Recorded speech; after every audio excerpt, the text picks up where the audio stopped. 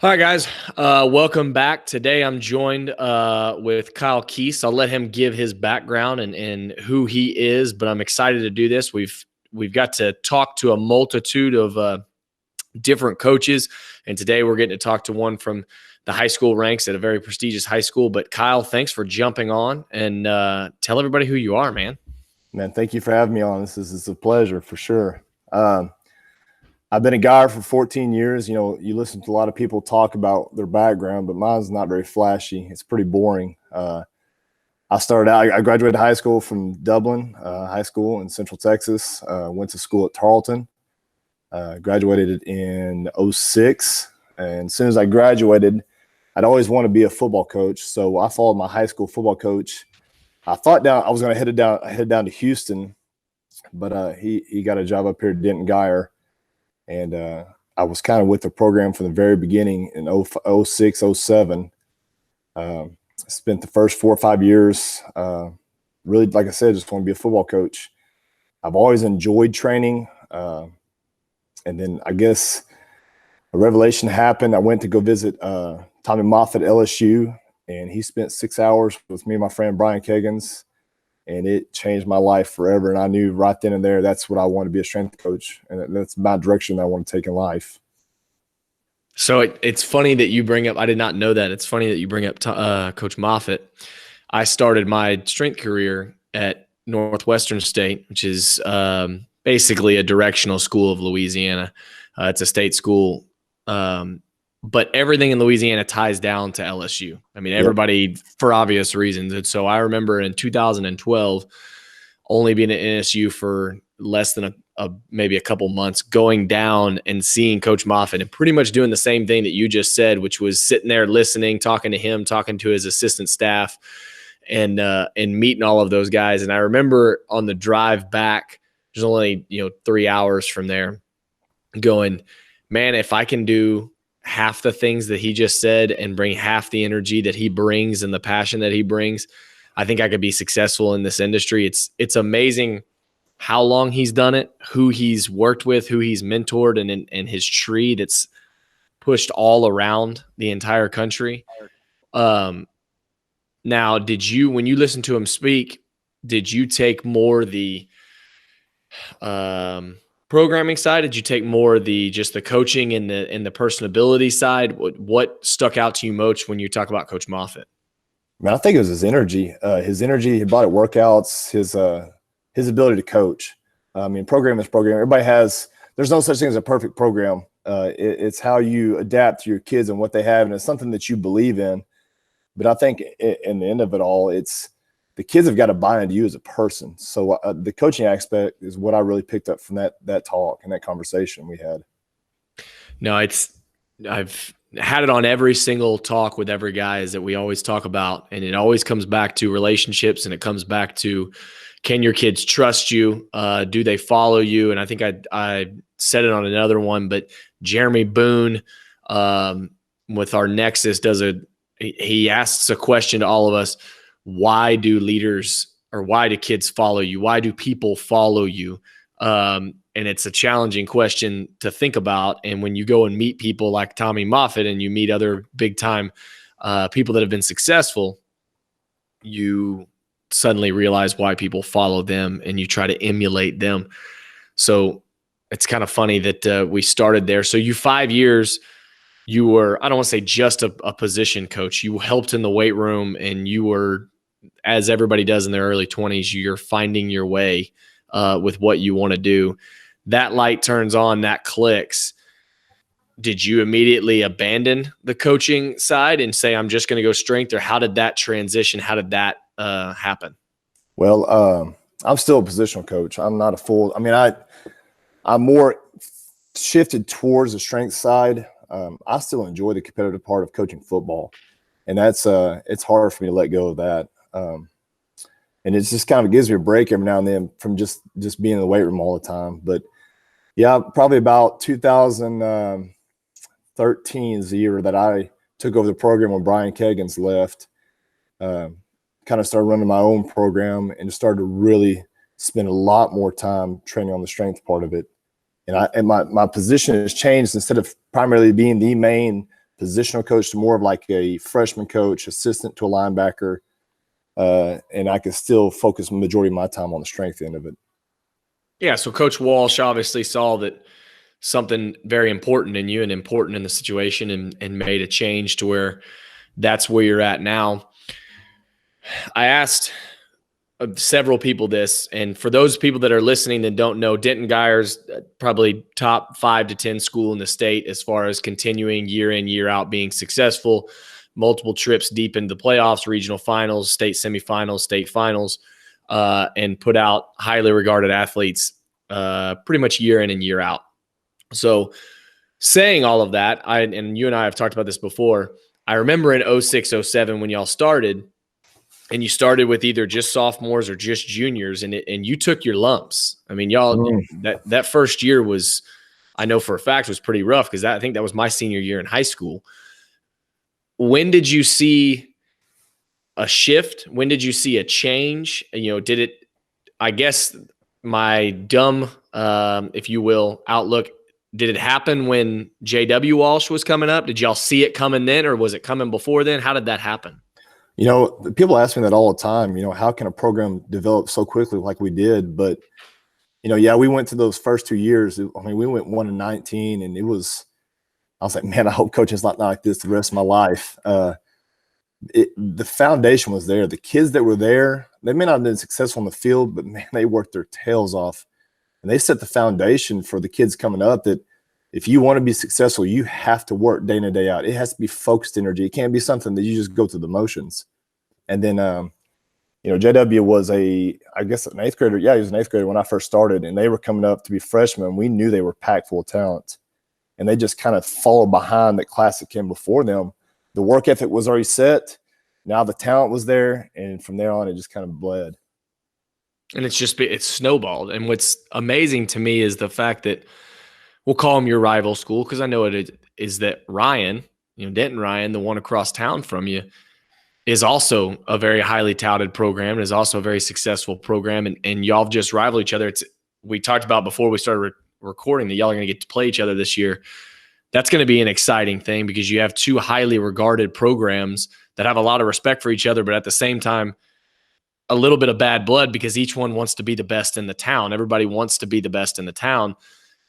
How do you portray that to your kids? Do your kids already know it in middle school? Like, does it already happen? They know in middle school, like, hey, if I'm going to Guyer, I don't like Ryan. If I'm going to Ryan, I don't like Guyer. When does that start for those kids? Well, it's like I said, it's always been there since the beginning. I mean, they used to whoop our tail when we first started out, and then we started having success, and that natural rivalry occurred. And then they play each other in the middle schools. I mean, they play each other in little league stuff. So it's been there throughout their whole entire lives. And they see these kids every single day in the grocery stores or outside, and it's just naturally built in. But it starts in middle school, and it just fuels up. It's going to start fueling up a lot more now we're playing each other. And especially, with us both being so successful like we are, how many school districts do you have playing the state title game in the same year? We've done that twice. Yeah, I mean, last year was incredible. Being able to watch both of y'all play in the last game of the year was a pretty incredible thing, to think about the fact that you're within mere miles of each other, and you're pulling from the same town. Off the top of my head, I can't think of that ever happening. I'm sure we could go back and find it somewhere. When you are talking about just a little bit of a shift, when you're talking about programming, you're talking about getting kids buy-in, are you touching the kids in middle school, or when is the first time that you're really starting to get to touch the kids strength and conditioning wise, that your kids are coming to Guyer? Yes, middle school. That really, I think, made the biggest differences in our program is what we did at the middle school level. And I think that's what's kind of put us at the high end when it comes to programs throughout the state of Texas. But we have some outstanding middle school coaches who I've helped educate on how to run the program. I send all the programming down to them, the sprint work, the change of direction, the stuff in the weight room, but they still got to run it.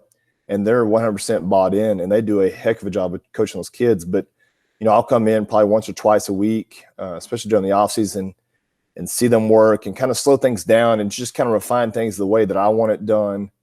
But yeah, I see them quite a bit. And then finally, when they hit the freshman year, they come in the summer, and it's just a continuation of what we've already been working on. And we're trying to get to a point now where we can work with a 6th grade PE where they can kind of get acclimated to the weight room and just see the ins and outs, not necessarily, worry about lifting, but just here's a bar, here's what this weight is, this is how you take these crash bars off, and just start that process slowly as they get into high school. Yeah, because you know it well. I've been in your room. Your room is a very condensed room right now, and you've got a lot of athletes coming through there. Just having your head on a swivel and knowing how to actually move in and out of the weight room and do things is as much of a pain or a headache at times as the actual program in of itself. I was talking to another high school strength coach that in the state of Oklahoma, that we were helping them design their room. And he was like, Evan, I need everybody to be able to stay at their rack. I need them to be where they're at, because if they're not staying at their rack and they're not where they're at, then they're going to go everywhere. I think it's interesting that you see that at the 6th grade, at the 12-year-old age, that they have to start just understanding organization, if you will, understanding so that you don't have to reteach organization. When you get them in the 9th grade, you can take off and run. Now, do you keep your 9th graders separate from your 10th through 12th, or is 9th grade immediately jumping in with your to-be 12th graders in off season? Hold on a second. You're good. Yeah, give me a charger for the computer. You got to love this at-home stuff. Not a problem, man. I've been through it. Believe me. No, the 9th graders come in. So in the summer, they're completely separate. Like I said, I spend 7th and 8th grade with them, and there's still a certain way I like to do things. They're introduced to a new room, so there's some new things they got to work on. But they stay together up until the end of in season. And once off season starts, we move a lot of our more advanced kids up with the older kids, and that can sometimes be a challenge. But regardless, everybody's going to squat. Everybody's going to do some type of clean variation. There's just modifications within that room. There's not a whole lot of change. So when you say, it's a great transition because it's a conversation that I was actually having with Zach last week. When you talk about squat, you talk about hinge, you talk about whatever, press, pull. Do you have a menu that you work from, or is it a pretty straight across the board? We're all going to say we're all going to back squat, we're all going to front squat, or is it vary? You might have one group safety bar squat, and you might have one group back squat and one group maybe doing goblet squats because that's what they have to be able to do. How is it that you structure in such a large room with a lot going on? How do you structure that? Well, yeah, I have definitely a large menu. For instance, if squats the main emphasis that day, some of our older kids will definitely be back squatting for the most part, unless they have some limitations. Some kids may be doing belt squats. Some kids may be doing front squats. If something is really technically deficient, then we'll hit goblet squats. It's just a movement pattern, and how we load it varies. If it goes from a pull variation, I have some kids on a straight bar deadlift, I have some kids on a trap bar deadlift. But no, I'm not going to be saying everybody's going to be squatting the same way. Not everybody's going to be pulling the same way. I'm just going to adapt my program to where my kids are and do what's best for them in the long run.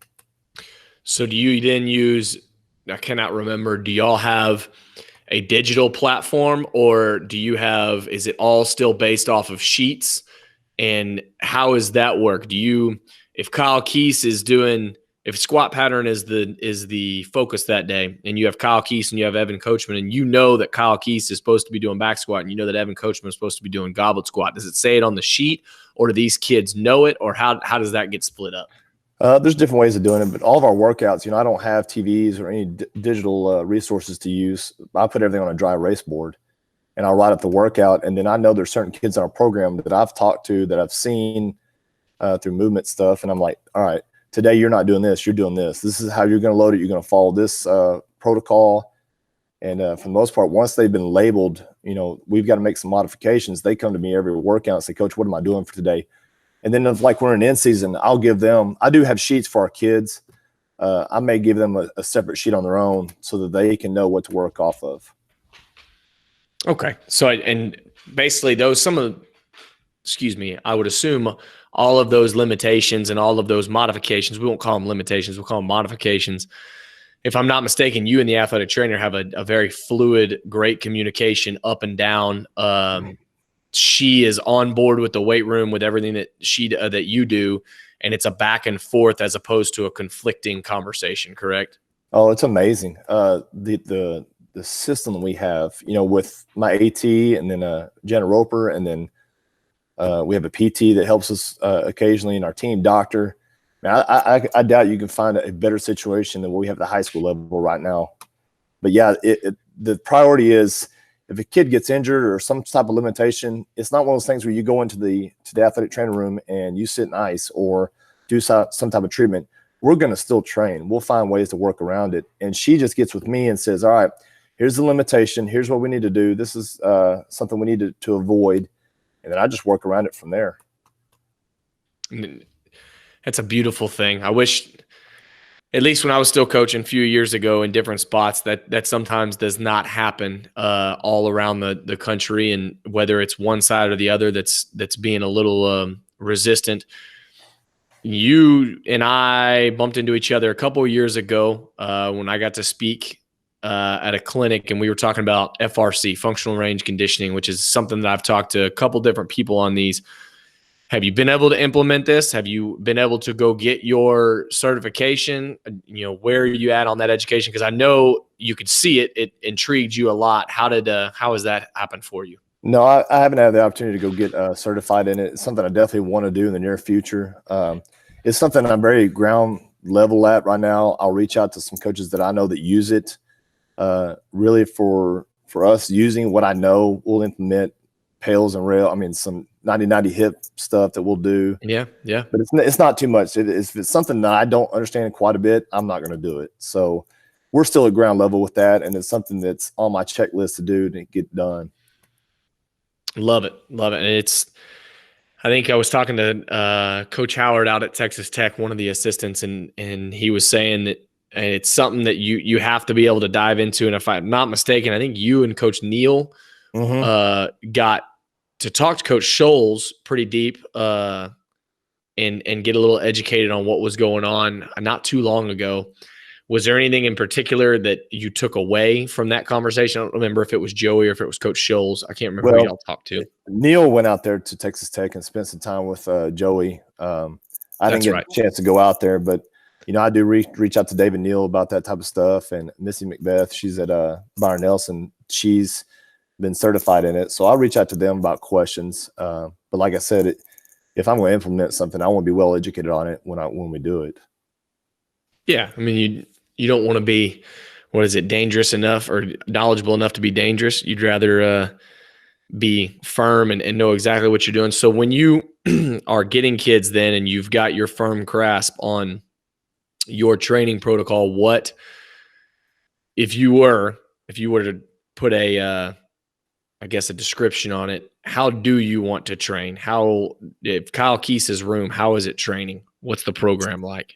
It depends on the group that we have. If you're talking about freshmen, then it's movement mastery. I want to make sure that they do the basics really well. I'm not going to emphasize max testing. Load is not the emphasis at that point. As you get older, then we start focusing more on strength development and more on power development, contrast work, more advanced methods. But really, it just kind of depends on the group that I'm working with. Are you working with, I cannot remember, are you football only, or do you work with other sports? I know you have Rachel that works with some sports, but what sports all do you work with?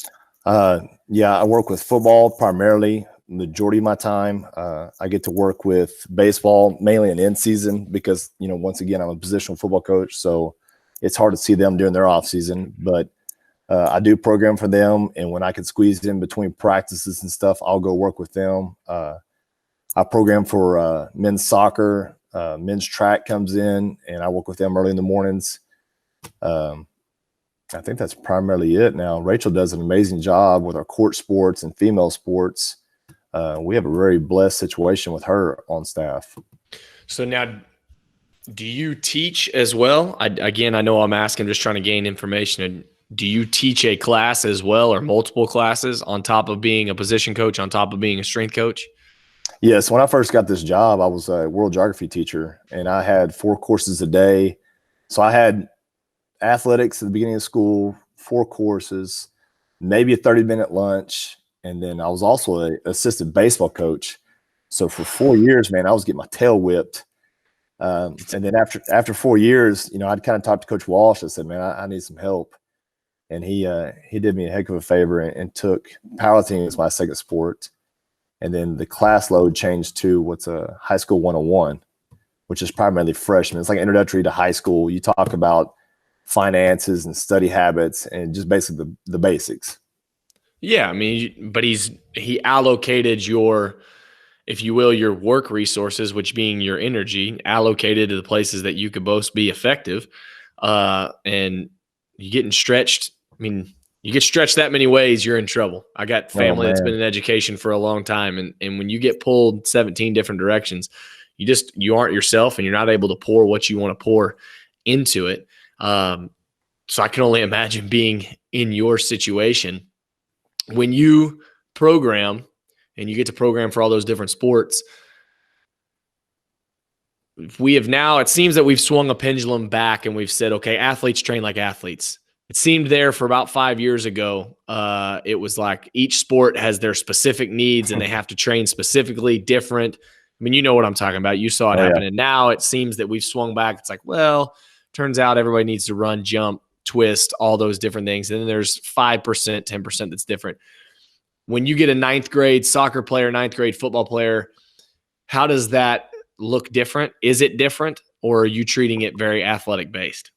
Man, it's always funny. I get that question from parents from like, well, can I get a baseball workout or can I get a basketball workout? And I'm like, I want to hold my mouth and be like, yeah, sure. For the most part, I mean, it's general. I mean, all kids especially at this age, their developmental, their training age is short. And like I said, it goes back to what we talk about with modifications. Everybody's going to squat, everybody's going to pull, everybody's going to push or do some type of movement like that. But yeah, I don't try to make it too complicated per sport. There may be some modifications, like for instance, in-season linemen, quarterbacks.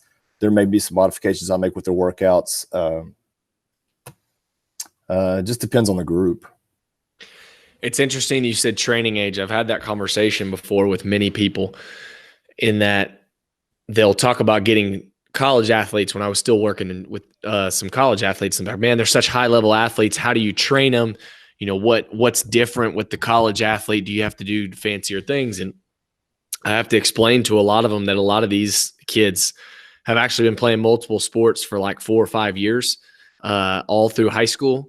And training age wise, they may be less than 2 years old because the time that they actually spent in a weight room working out over the last 6 to 8 years from their 6th grade year on is tiny because they're shifting from sport to sport to sport. They're very rarely ever getting time in the weight room.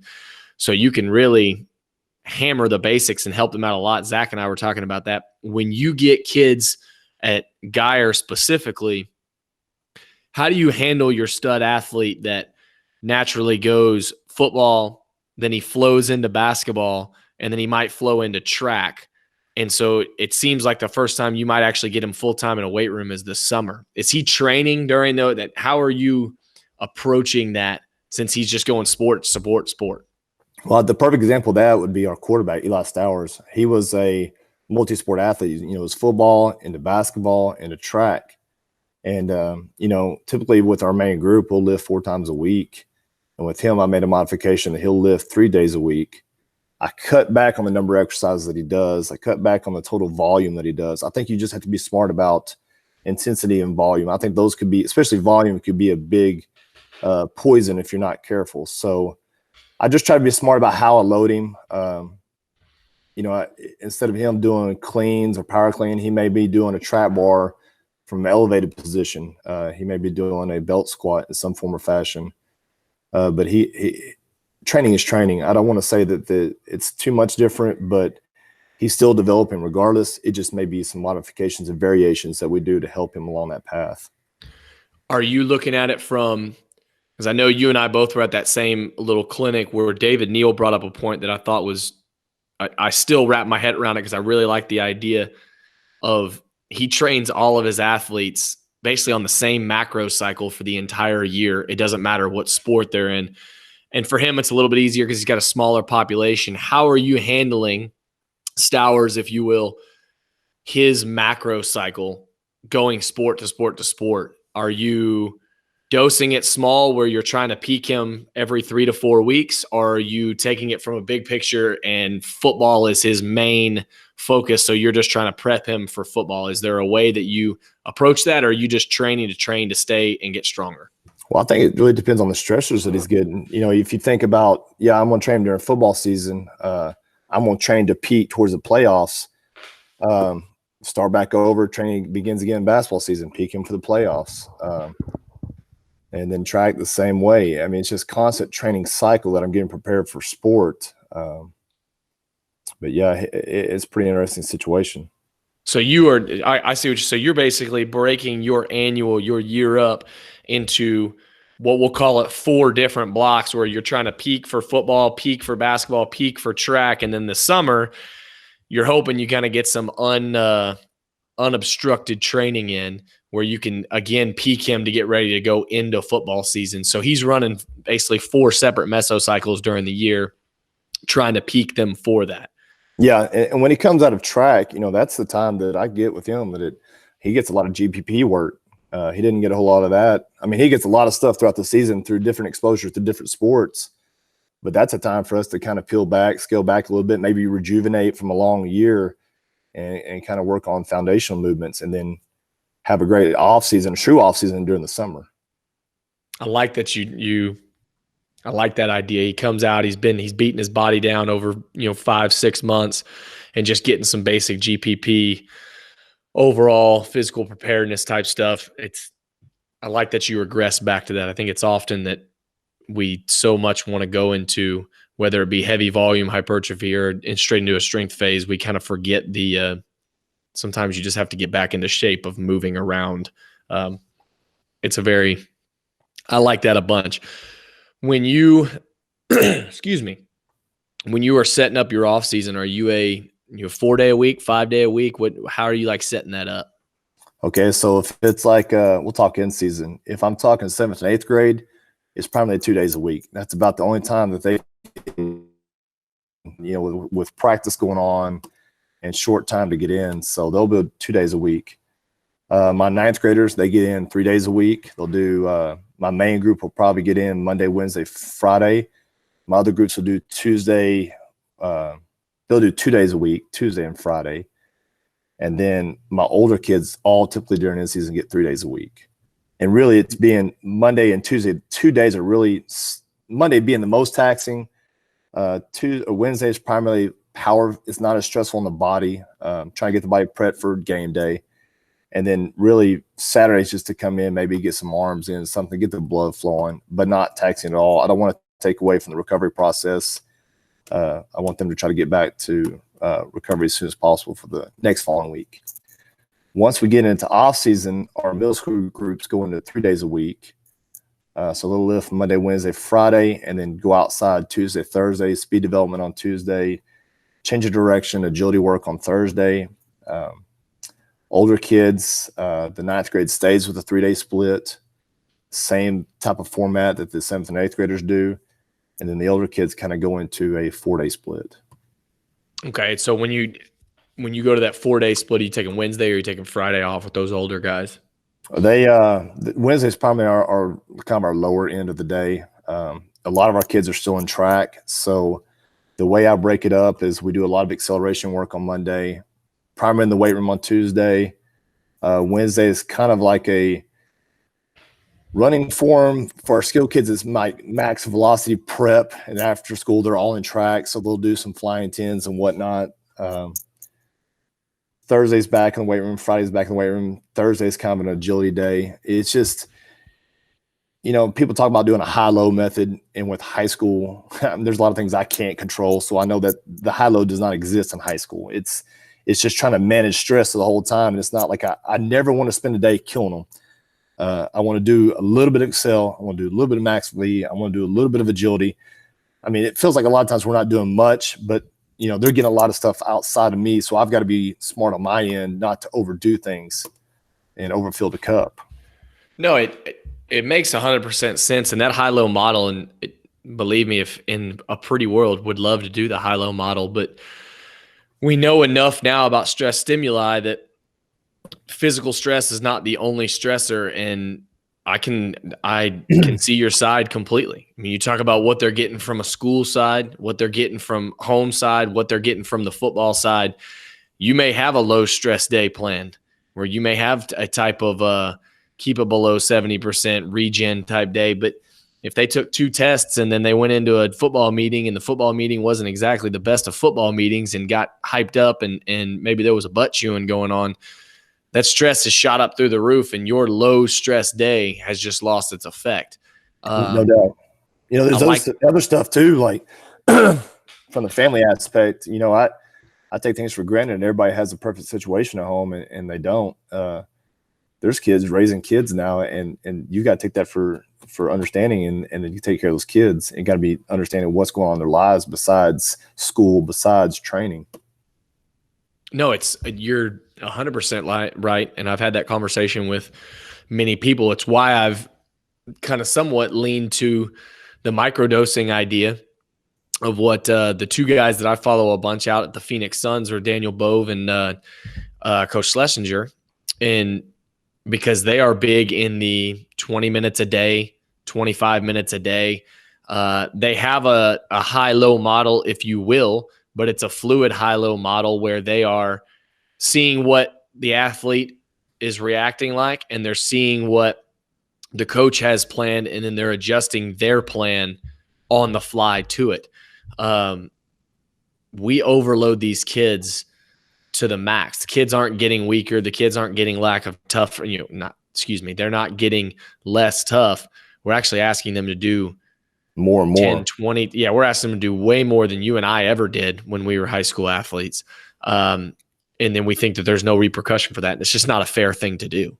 Yeah. And I'll tell you this right now, this is the situation I've seen, especially in the last 3 or 4 years, is some of the kids like, Coach, we could do more. But, you know, I'm also aware what you're doing outside of me. It's hard to get the parents to understand that kids don't need throwing up is not a good indicator of a good workout. So they think that if the kids come home, they're not just exhausted. You know, what are y'all really doing? What are y'all training? Are you really pushing these kids? I'm like, well, let's be real. You know, what are they doing outside of me? What's going on outside the school day? I just got to be. I want to be as efficient as possible, safe as possible. Get our training in and get it done and go home. Without a question. I mean, not to mention, and one of the things I always brought up to parents, it's like, hey, are you pushing these kids? I'm like, I tell you what I'm pushing to these kids. The number one thing I'm pushing these kids, when they walk in the door at 2:00 in the afternoon, the first thing I'm going to ask them is, what have you eaten today? And if their answer is, I didn't have breakfast and then for lunch I had a piece of pizza or a bag of chips or something, it doesn't matter what I'm about to do to them. I'm not going to get what I want out of them. And so you've got to take into account what they've actually put in their body, how they've fueled their body.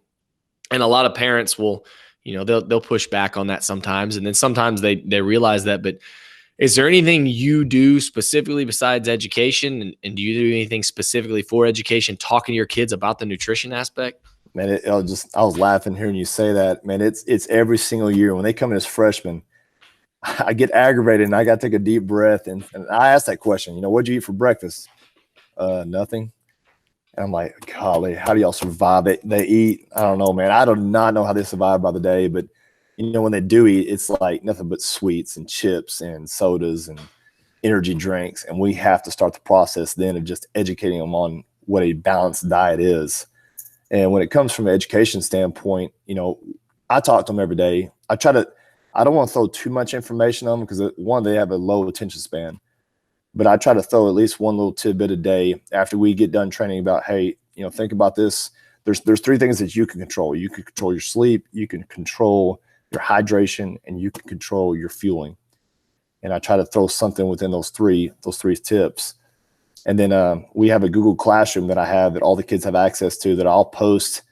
Like I said, once again, I try to keep everything short. I'll post a video from a university because I feel like when it comes to a university or some professional athlete, they'll listen to this and be like, oh, that's what they do. That's what I need to do. There's some great information from universities with infographics. That's something short and sweet that they can read. I'll post that information out there. I'll post stuff in the bathroom. So when they go to use the restroom, it's right there for reading material. I mean, there's certain kids that, if we're trying to get them to gain weight, I stole this from David Neal. It was like kind of like a little program. It's like a tally sheet. You earn points for if you eat breakfast. You earn points for if you eat a snack, mid-lunch, all sorts of – you can try to tally up to a certain point, and I can kind of look at that and see, well, if you're trying to gain weight, let's look at where you're missing. And it's a whole it's a never-ending process through different avenues to reach these kids. It's interesting that you brought up the university and the pro and kids gravitating to that, because it's such a double-edged sword, right? Because you can use it to your advantage of, hey, look, the University of Texas is doing this, and you should pay attention if the University of Texas is doing it. But then on the flip side, and I know you've seen it, if it's one of those goofy professional athletes does something on a half Bosu ball blindfolded doing a backflip. Especially on Bleacher Report right now is driving me nuts. Oh man, can they please hire somebody that knows something about strength training? It's killing me, man. I'm seeing that. I'm sending our kids. That's one thing that's coming about right now is I'll send out workouts to our kids to do right now, but man, they see stuff like that. Man, I want to try that. I'm having this. I'm getting these videos back. I'm like, please don't do that ever again. No, it's amazing, the double-edged sword that the influence that the professional and college ranks have. But I like that you use that as a fuel, because right now it's sometimes seen in a negative light more often than not.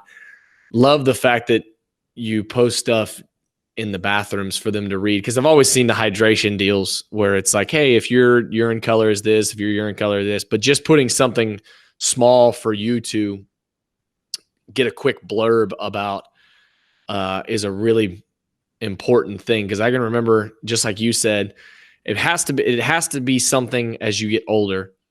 Because I can remember being in high school and missing breakfast. As you sleep in the extra 15 minutes and it's like, oh, I don't have time to get breakfast. I'm going to go to class and I'll eat lunch first. Now, if I don't eat breakfast, like I want to fight someone before, like by 10 o'clock. And I don't know if that's an age thing or whatnot. It's kind of amazing what the high school athlete, the middle school athlete can do on an empty stomach. Man, and the thing, they on game days, they eat some type of hamburger, or like you said, they miss breakfast and they get away with it. They're like, Coach, I'm fine. I do good. I don't need it. And I said, well, think about the level that you're playing at right now and where it could be. If you're trying to do everything you can to be the best on game day, then why would you not put the right fuel in the system? No, you're 100% right. Look where you're at now. Look where you could be, or imagine what you could be if you had the right fueling, the right hydration, the right recovery, sleep being a massive one that you already touched on. When you are talking about sleep, when you're talking about recovery, do y'all have early morning practices? Do y'all have early morning lifts? What do y'all have? I don't know. Yeah, we'll do early morning lifts occasionally, especially during the end season. In the past, we've not done very many early morning workouts. We try to separate the two if possible during the season, but it does happen. We try to keep it short and sweet. And for the most part, those early morning lifts may be, I think end season starts around 6:50 or 7. I try to split them up throughout the week. I don't want to do back-to-back. But yeah, if we have an early morning lift, this could be short and sweet, 30, 40 minutes. And now over the summer, do you maintain that? Do you 7:30? What time do you have them out there in the summer? Because obviously you don't have an indoor. It's a double-edged sword. Later you have them, the hotter it is. Earlier you have them, less energy they got. Yeah, we have a pretty good system. We'll bring the freshman boys in 8 a.m. They'll come lift. They'll lift for an hour, 45 minutes, 50 minutes, more likely 45, 50 minutes, and then they'll transition outside. We basically we really only have one turf field. We have 2 grass fields, but they're not optimal. We're in the process of upgrading our facilities, so we'll have 2 turf fields. But as of right now, we'll split the field in half. The freshmen will take one side, and I'll split the older groups into 2 groups. One group will be inside, and the other group will share the field with the freshmen, and then the older groups will just switch inside and outside. So you're training from what, 8 to 11 then? 8 to 11, yeah. So the Yeah. freshmen I didn't mention that, but 8 to 9, they'll be in the weight room from about 10 o'clock to 9 o'clock to 10 o'clock will be the freshmen. They'll be done at 10. The older kids come in at 9, and then, like I said, they'll flip-flop up until 11 o'clock, then we'll be done for the day. So will the middle schoolers go to the middle school, or do they do anything over the summer, or how's that work over in your situation? Yeah, our middle school coaches will train them throughout the summer on Oh something man, very similar. that is freaking awesome. The fact that you've got that set up where they still go to the middle school and over the summer. Because I working for performance course, trying to get all those middle schoolers in transition. Those turn long days. I mean, I know you and I have talked about it, 7 to sometimes 2 in the afternoon, 1 in the afternoon. It's hard enough to bring the juice for 3 hours. Man, You no bring the doubt. juice for like 6 or 7 hours, you get run down real fast. I can promise you on that. Do you get to go down to the middle school at all during the During summer? the summer, no, it's real tough for me to do it because they're basically doing the training at the same time we are. So I primarily stay with the older kids at that point. Like I said earlier, our middle school coaches do an amazing job. So I don't have to babysit them. I mean, they do an amazing job of educating themselves and reaching out to me for questions. So there's 100% trust in their staff. That's awesome. Now, we spoke about it slightly at the beginning. Y'all had a coaching change during the quarantine. Has the message changed very much from Coach Walsh to Coach Webb? Are you changing your message much? Obviously, it's only been in quarantine. Has anything changed for you? For the most part, no. I mean, Coach Webb is 100% bought into what we do and what I do, and I'm extremely thankful for that. And he's an amazing coach. And I know it's a weird situation with what we're in with the quarantine and not be able to see the kids, but I know if we were operating like normal business is normal right now, I believe the same message is there, is that we're going to get high quality work in. We're going to be efficient with our time, and the standards are already there. He told us in most situations when you're coming into a new program, you're having to fix a lot of things. And he said, there's not a whole lot to fix. It's just to try to elevate it to another level. And I think No, it's awesome. It is. It's great for y'all because it's you played in the state championship last year. So it's not like he's having to come in and change something. It's not like he's having to come in and overhaul something. He's coming in to try to add a little bit of pizzazz, add a little bit of different flavor, different perspective, and push y'all over the edge, and the fact that he understands that what you're doing is successful and is right, it's got to be a good feeling on your side for sure.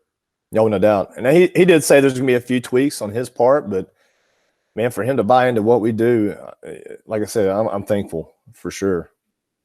Awesome, man. Awesome. Well, so to wrap this thing up just a little bit, because we've been talking, I think, for about 40, 45 minutes.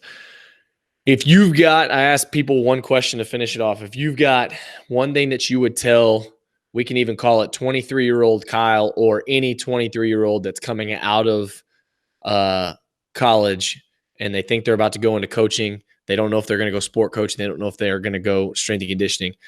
What would you tell that person to try to help them to where maybe they don't make the mistakes that you may have made on your way? Well, from a professional standpoint, I think what I did was right. I went out and reached out to everybody that I could find to ask questions, ask the stupid questions. For a while I had this huge pride, and I didn't want to reach out to any high school coaches because they're the competition. My way is the right way, their way is the wrong way. I think that profession, that's something I would change a lot sooner. There's some amazing strength coaches in this DFW area in Texas that I wish I would have reached out to sooner. I developed some great friendships with them. I've learned tremendous amount of stuff from them. That on the professional end was something I would change. I might have before that, if I was smart, I should have done some type of internship to learn the ins and outs of programming and not learn the hard way as much as I did when I first started. Aside from the professional side, the personal side, putting more time, more focus on my family than what I did. I was putting professional in too far ahead of what my personal life was. Thank goodness for a wonderful wife. She has complete patience and 100% buy into what I do. But man, family comes first before anything. This is just something that I like to do on the side, but my little boy and my wife, they're number one in my life. I like that. I like the two big things. Swallow your pride. I think all of us can do that, and we can still do that even in our 30s now. Just swallow your pride and understand that you're not the smartest, and to have these type of conversations to advance yourself along, show some vulnerability, and then family. There's no question about that. No question at all. So, man, Kyle, I really appreciate it. I know we've had a little bit of technical difficulties with this video. I guess the world can't handle quarantine and Wi-Fi can't handle quarantine right now. But no, we got to step our game up. Yeah, we got to figure something out. But we will. We'll certainly have to have one of these again, a follow-up. But I really appreciate you jumping on here, man. Man, thank you again for allowing me to do this. This is fun. It's good to see people I haven't seen in a while, and this is a great thing that y'all are doing. I appreciate it, and we'll do this again. And I agree with you. It's nice to see other people besides maybe just the same 5 people you see right now during quarantine. Exactly. Good. You have a good rest of your day, brother. You too. Good seeing you.